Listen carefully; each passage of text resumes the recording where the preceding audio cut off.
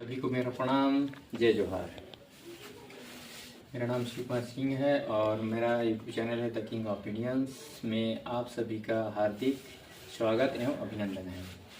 आज हम छत्तीसगढ़ के प्रथम शहीद वीर नारायण सिंह के जीवन के बारे में जानेंगे। इस वीडियो में एक नाटक के माध्यम से उनके जीवन को हम समझेंगे, जानेंगे उनके जीवन में कितना संघर्ष रहा और जनता के लिए उन्होंने क्या किया। तो शहीद वीर नारायण सिंह के किरदार पर कक्षा 5वीं के छात्र शौर्य सिंह नाटक के माध्यम से उनके जन्म से लेकर उनको फांसी कैसे हुआ वहाँ तक का पूरा वृत्तांत आपको बताएंगे। तो आप सभी हमारी वीडियो में बने रहें। तो चलिए शुरू करते हैं। मेरा नाम शौर्य सिंह श्याम है। मैं कक्षा 5वीं में पढ़ता हूँ। मेरा स्कूल शासकीय प्राथमिक शाला जगतपुर है। विकास खंड रामानुजनगर, जिला फिरोजपुर, छत्तीसगढ़ है। आप सभी का मेरा नमस्कार, जय जोहार, जय छत्तीसगढ़। इस नाटक में सोना खान के प्रथम शहीद आदिवासी जननायक वीर नारायण सिंह का रोल कर रहा हूँ। मेरा नाटक छत्तीसगढ़ के प्रथम शहीद वीर नारायण के जीवन पर आधारित है।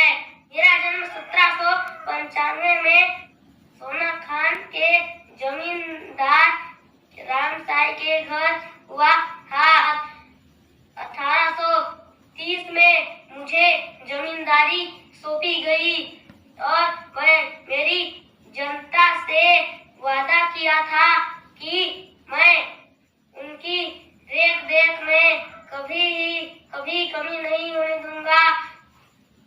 क्यों ना अंग्रेजों से लड़ाई भी करना पड़े, लेकिन मैं पीछे नहीं हटूंगा और मेरी जान भी चले जाए, लेकिन मैं पीछे नहीं हटूंगा।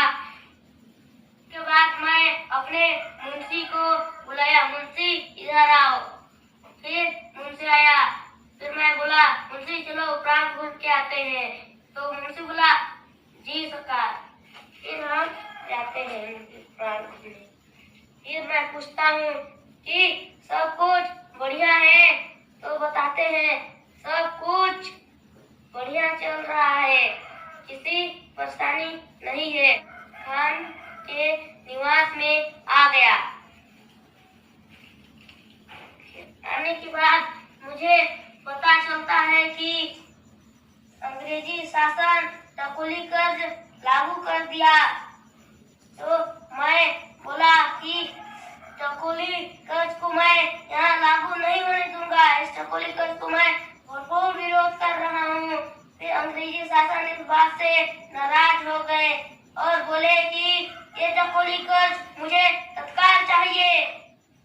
सोना खान में अकाल आ गया। कुछ दाना वाना नहीं हुआ। फिर मेरी जनता मेरे घर आए, बोले कि जमींदार साहब, हमारे पास जो भी अनाज था वो हम टकोली कर्ज के रूप में भर दिए। अब हमारे पास कुछ भी खाने के लिए नहीं बचा। आप ही बताएं अब क्या करें। तो फिर मैं बोला कि आप सभी निश्चित रहे, मैं समय से पहले आपके घर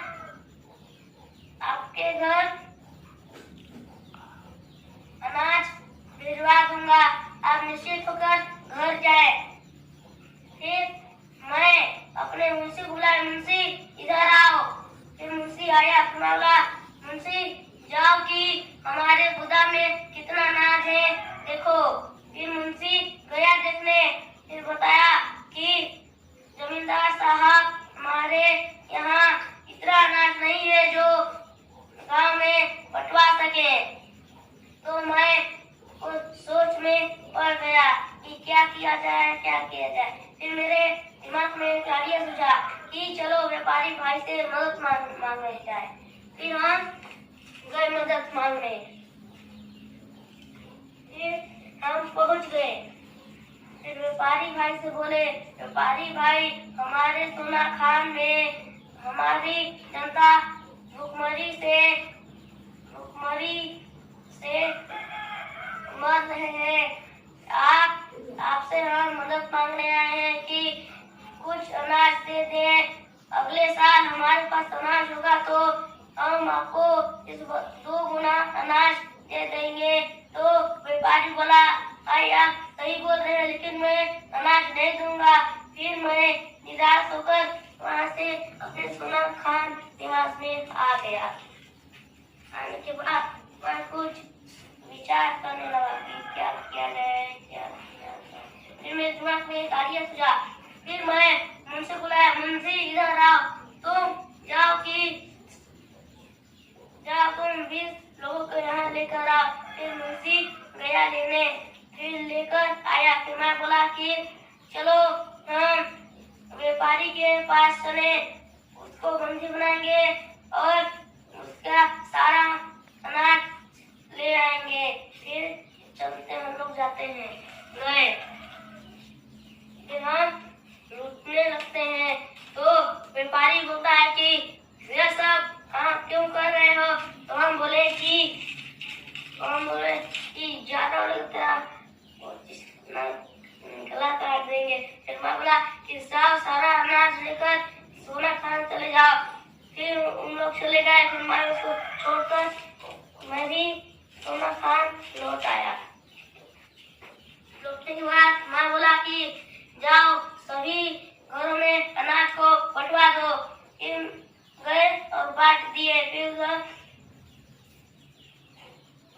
व्यापारी गया अंग्रेजी शासन के पास, बोला कि साहब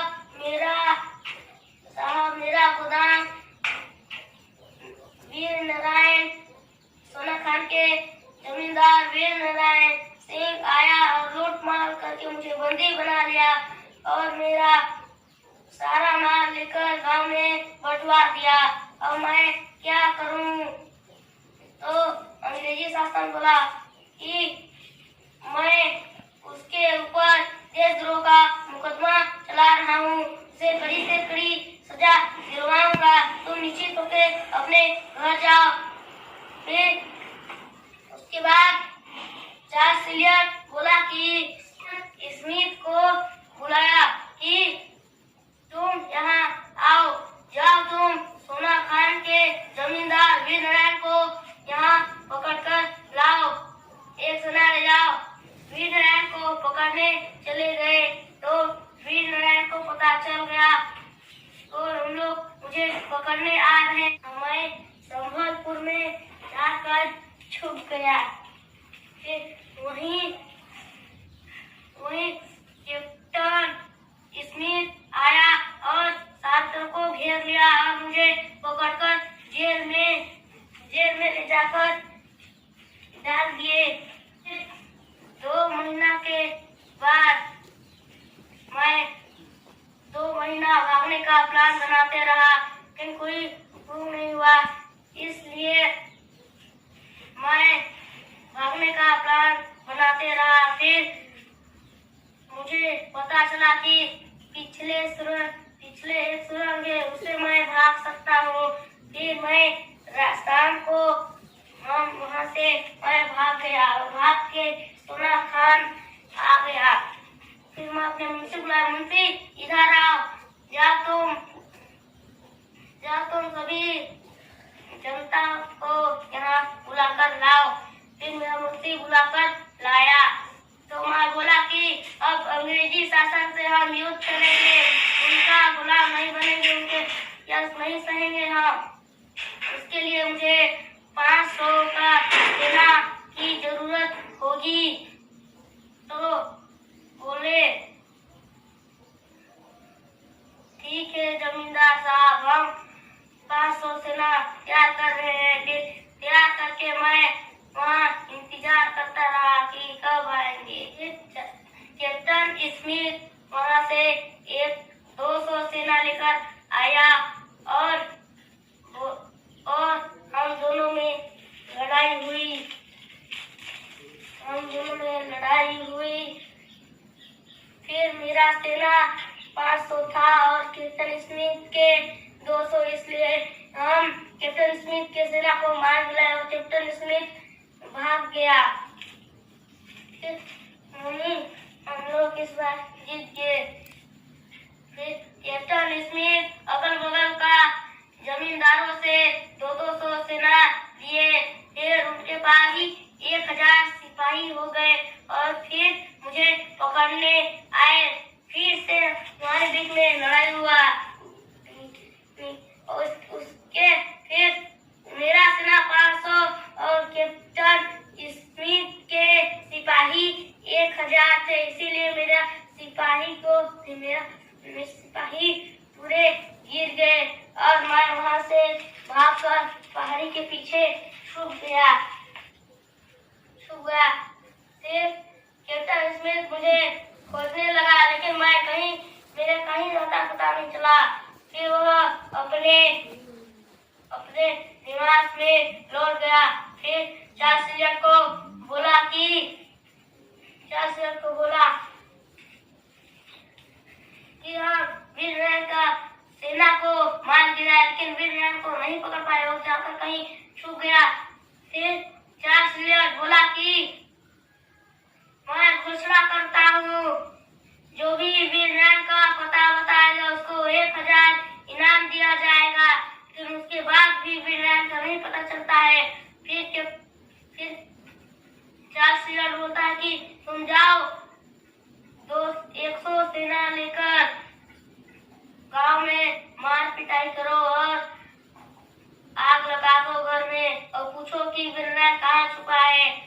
उसके बाद कैप्टन स्मिथ गया, मार पिटाई करने लगा। फिर मेरा मुंशी मेरे पास आया कि बोला कैप्टन स्मिथ और उसके साथी हमारे गांव में मार पिटाई कर रहे हैं और आग लगा रहे हैं, तो बताइए अब क्या किया जाए। तो मैं बोला कि तुम जाओ, बोलो कि उनके पास मैं आ जाऊंगा, मेरे जनता को वो छोड़ दे। फिर मेरा मुंशी गया खबर पहुंचाने।